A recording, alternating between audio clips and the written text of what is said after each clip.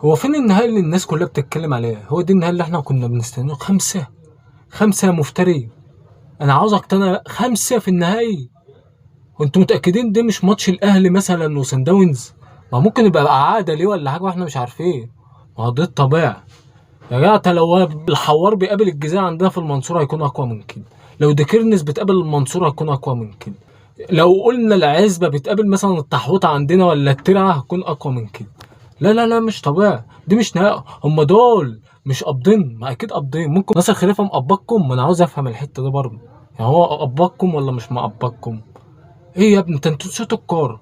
مفيش حاجة خالص. انتوا متأكدين ان انتوا سمعتوا النشيد ورحتوا ميونخ وركبتوا طيارة وطلعتوا برشلونة قبل النهائي والبايرن اللي هي المفروض عاوزة توصل عشان هيكون على الأرض؟ انتوا متأكدين من الليلة ديت؟ هو مش طبيعي اللي أنا شايفه، مش طبيعي. في واد أول مرة أشوفه معدي من جنب الملعب نزل جاب الجون الخامس، أول مرة أشوفه في حياتي. فاللي أنا شفته النهاردة مش